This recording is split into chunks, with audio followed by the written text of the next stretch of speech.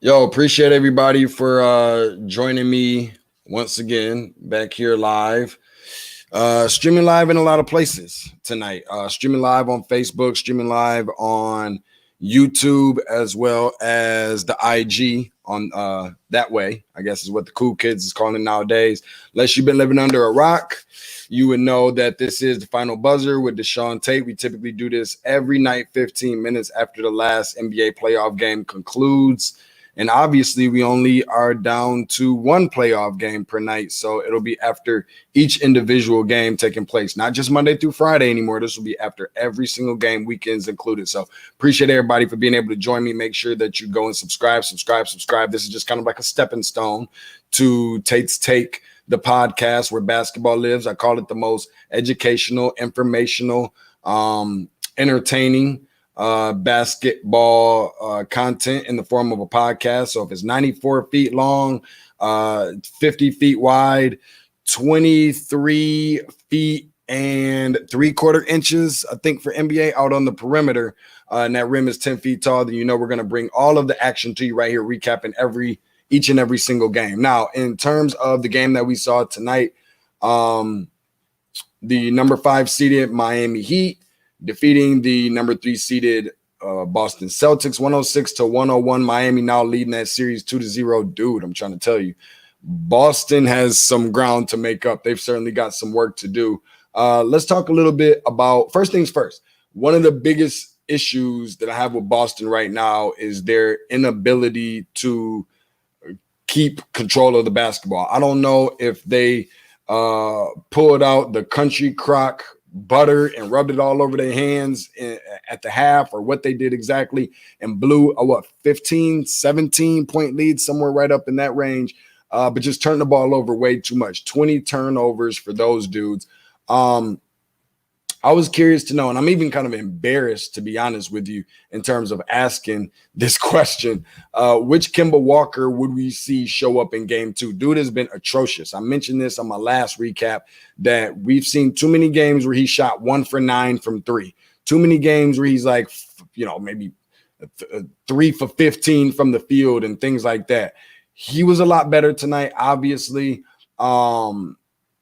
And he must have probably heard what I said about him. Is probably why he plays so much better.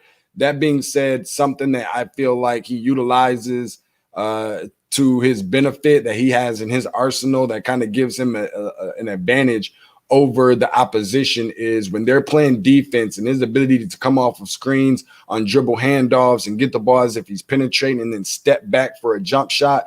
That's just typical Kemba Walker. I'm not sure if anybody else does that in the game better than him. That's been his bread and butter, not just coming out of college, but even more so coming and bringing that over into the NBA ranks. But that's been his bread and butter so far, of any little bit of contribution that he has been able to do, and that he's been able to bring. However, what I will say about Kemba Walker, and we're going to get this noise out of here because I don't even know exactly where that's coming from. There we go. But what I will say about Kemba Walker is that he didn't do that nearly as much tonight. However, one thing that he did do was he brought more contribution to this team, and what they're going to need, because Miami brings a different level of defense. They're bringing a different level of defense, different level of fearless play, different level of physicality, all of these things, confidence, everything that they're bringing to the table is something I'm not sure that Boston's prepared. So what they'll need is the extra 17 points per game brought back over from Gordon Hayward. And I like to think that there's no rush to it, but it's starting to get to that point. He's been kind of upgraded now from being out to being doubtful. So we'll see if he's able to come back, and what Boston has put in position and what Brad Stevens has been putting in position over the course of the last couple series has been able to get some really good minutes, and not nothing else, just picking up some fouls, being physical, and getting some dunks, and just setting some screens with the wide body and front court play between the Williams guys. I call them the Williams brothers, Robert Williams and Grant Williams. And while they're youthful, they're still big pieces to the puzzle. But that's not scaring away Miami. I feel like Boston is bringing in the same approach that they brought in their last 2 games into this series. And you can't do that. Maybe that whole game 7 thing is, going 7 games with Toronto kind of got them worn down. Clearly, the rest is helping out a whole lot for Miami, but it's not an excuse for Boston. Why? Because we've seen Denver do it. Now, I don't know exactly what Denver's going to look like when they play up against the Lakers, or even if they never went 7 games with the Clippers, that they still wouldn't look like what we're more than likely going to see out of them. And I'm not trying to get too much into that series per se, or automatically assume exactly what we're going to see out of Denver. But one thing that we can't do is we can't use Boston using Boston as an example or an excuse of playing 7 games and not being ready to play. This is the playoffs. You had all this time. You had this opportunity during quarantine. You had this opportunity to kind of get back into the bubble, get back in the swing of things during games that didn't count, games that did count, warm-up games against, you blew out the Indiana Pacers in that first series. So, these are things that I feel like they should be using to their advantage. So it's not going to be any excuses, certainly, for those guys. When it comes to the Marcus Smart, there's 2 guys on this Boston team that I don't think gets nearly enough credit that they deserve. One of them is Marcus Smart. The other one is Jaylen Brown. And why neither one of them had, per se, outstanding games like we've seen in this series that also went along with Jason Tatum. Like, I'm not sure that I've seen an outstanding game. Yeah, a good game here and there sprinkled in, but not like any great games. I feel like they needed a guy to kind of step up and be great, and they didn't get that out of anybody in this particular series. You have to have that one player, if not collectively, as a unit, as a group, and them not getting that is exactly why they found themselves in the hole that they are in right now against this team that we're going to get ready to talk about now, the Miami Heat, where you had a guy like Tyler Hero, for prime perfect example. He's one of 2 Miami Heat rookies to score 10-plus points in 10 consecutive playoff games since Dwayne Wade. And not that they've had a plethora or a ton of really, really good rookies. I think that he's kind of setting himself apart a little bit and setting the standard for the guys that are coming in after him. Kendrick Nunn has been non-existent going out there. Like, there's been guys that have played, if you will, and not played great, but Miami's still being able to win games. My question was, what's going to happen when they're able to put all of these shooters on one accord? When you get Duncan Robinson, when you have Tyler Hero, who didn't play great today, but he still was able to get out there, get shots up, and so forth. Having each other's back. Duncan Robinson wasn't playing well. Tyler Hero was. Tyler Hero not playing well, then Duncan Robinson was. And he was phenomenal tonight, especially from 3, where we were talking about bread and butter. That is his bread and butter. We know that he's the youngest player in this series, talking about Tyler Hero, and he showed it in some occasions on tonight. But that's okay. You're still getting that out of essentially a guy who's in his first year in the NBA. But when you start talking about guys like Duncan Robinson, who has converted the most threes in the NBA this season, during the regular season anyways, the 3rd most, behind Buddy Hield, behind James Harden. He's attempted 606 threes and 81 just regular 2-point field goals. That is a sniper. That is a shooter. So while I know I have a couple of the homies that like to chime in from time to time, one of them being a lot of little, I call them those little Michigan Wolverine fans, whatever. Stand up, because you have a lot to be proud of, at least for tonight, talking about Duncan Robinson and the way that he contributed to the win on tonight. And I think that that's just showing exactly what a team is. Is Jimmy Butler a superstar? No. He's a good player, all-star. That's cool and that's cute, but this is a team. This is showing that you don't have to have these superstar players. It's the same thing as Denver. I don't think that, Nikola Jokic is a superstar in this league. And you can say much of the same thing about Boston. While Jason Tatum is really good, he's a star for sure in this league. I still like to think that he's along the lines of a budding star, yet still he's a star. They don't have the all-star. The only team that's left here in the playoffs right now that has those stars on their team is the Los Angeles Lakers. But this thing can still be done. You can still get to this point of the playoffs without having superstar caliber players. And that's what I love about the NBA and the playoffs that we're watching right now, because Miami has a bona fide team. They have guys that are not afraid to play defense. We saw the big block shot from Bam Adebayo on Jason Tatum in the last game. To be a team, a lot of luck has to go your way in order for good things to happen, and those are all things that we know.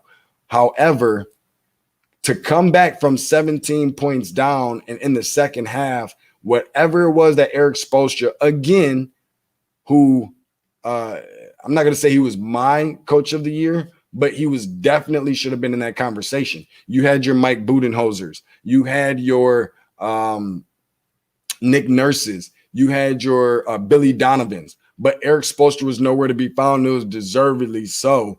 But he said something to those guys in the locker room, and that just speaks volume about exactly what type of coach that Eric Spoelstra is, because he got in their butts or he did something to light a fire under their belly to make them go out and play much better basketball. So credit to them. And we were talking about guys are not given enough credit. For Boston, I told you that was Marcus Smart and Jaylen Brown. I expect to see much, much different guys, especially from Jaylen Brown, when Saturday's game rolls around. But for Miami, Jay Crowder not getting nearly enough credit as a defender, doing most of the defending on Jason Tatum, who a lot of people feel like is the best player on that team.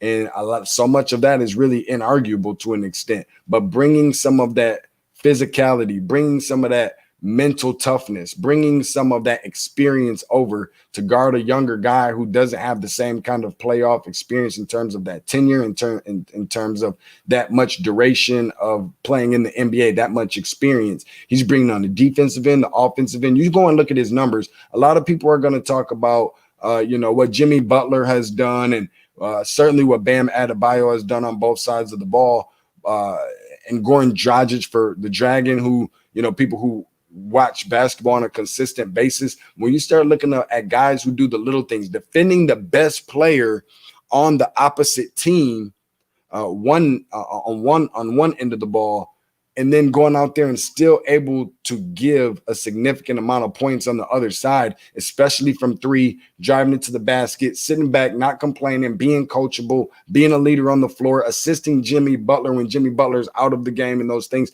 Those are all the things that make up for a really good team and a really good player. And that's exactly what Jay Crowder is. And Goran Dragic, again, maybe not the most athletic guy in the world, maybe not the very most skilled guy in the world or whatever, what have you. But he, along with Jay Crowder, has been extremely consistent, probably more than anybody on this team. And just the way that he's been able to run the floor and just, the pace of the game, moving it at a speed that he's comfortable with and that this team is comfortable with, and comfortable with him being able to not just distribute the basketball, but give them a good feeling and keep them confident that he's a person that they could trust, that he knows what he is doing. And so those are two guys that you have to kind of take your cap off to. I think one of the biggest keys to victory for Miami was going to have to be that they were going to have to get Duncan Robinson involved early and often. And that was emphasis that Eric Spoelstra has kind of put a little bit of pressure, not a ton of pressure, but a little bit of pressure on Duncan Robinson in terms of saying, hey, we're coming to you early. We can't afford for you to be in the same situation like you were in, let's just say, game one. Okay, game one, he in 3 minutes, he had 3 points and 3 fouls. That's something that they cannot afford as a team, especially when they need shooting from outside. And while there are guys that can also help and step up, Tyler Hero among some others that are good from beyond three, we know that Kendrick Nunn has not been playing that great, or not even a shell of himself after to sit out for coronavirus issues and what have you. The same thing can be said for Jimmy Butler in some instances where he's not a great 3-point shooter. You go and look up his stats. He's probably on the season somewhere around like 25%, certainly within the 20s on what he has done this season from behind the arc. And so when you don't have somebody like a Duncan Robinson or any of those other guys that are particularly shooting well consistently and still able to win games confidently and putting a stamp on it, that's a huge, huge deal. And by the way that this whole thing is unraveling and starting to seem like it's going to start looking like LeBron James, I got to give a shout out to my dude, Iron Mike Dyson, because I don't want to dare let him hear me say he might be sneaking up and listening to this recap and be like, bro, you ain't even show me my love, bro. I gave you a nice stat. You got to pay homage to the homie, cuz. So he was the one that definitely mentioned it and said, when you start talking about storylines, everybody's going to be looking forward to this Boston versus Lakers storyline, which was this guy that said that. However, and even though he's a little late to the game, just a little bit, he definitely did mention that this could be a really awesome storyline as well, where we're talking about LeBron James taking on his old team as in Miami. Now, no disrespect to Denver, but I just don't think that they're going to be there. And I don't feel like a lot of other people who are outside of Denver's locker room that feels very confident in Denver being able to do that. But that is essentially what is going to make this a really good series, because there is a really good and cool storyline to go along with it. Like I said, Miami erasing a 15 or 17 point lead was really, really big for them. And, just listening to Jimmy Butler and some of his comments, he said that they like being down by double digits. He likes being the comeback kid. They embrace that. And they showed it tonight after they went down. I can't tell you that they've been down like a ton within this series or any time throughout the duration of the playoffs, but they have certainly done a very good job in showing that after you get punched in the mouth. See, anybody can go and say that we beat up on people all the time and it looks really bad until you get punched in the mouth, and then we get a chance to see how you're going to respond. It kind of reminds me, and I always kind of use boxing references from time to time, whatever, what have you. And, Floyd Mayweather was just always a guy who dominated from the beginning of the bell, or for the most part, from the beginning of the bell, whatever, what have you, or he'll make his adjustments or whatever the case may be. But what happens is that we never saw Floyd get hit until we seen Shane Mosley, and we seen Floyd get hit and rocked him, and he's holding on for dear life. But what did he do? He went back to his corner. He never dropped. He never failed. He never fled. He didn't do any of that. And he came back to the drawing board and dominated the rest of the fight. That's exactly what happened with Miami. Miami has only lost one game in this entire playoffs, which I think is super dope and really, really awesome. And with saying that, essentially what occurs is they got punched in the mouth going down by almost 20 points tonight, and they counterpunched, and they showed that they can go out there and play defense. And then, of course, obviously force some turnovers, and the ball was back in their court once again. And so I just thought that was really cool of what we see from Miami as of right now. Miami also outscoring Boston by 20 in the third quarter, which is absolutely crazy to even think of. Scored 16 points off of 7 Boston turnovers, which happens to tie for the most points off of turnovers by any team in a quarter for this entire playoffs.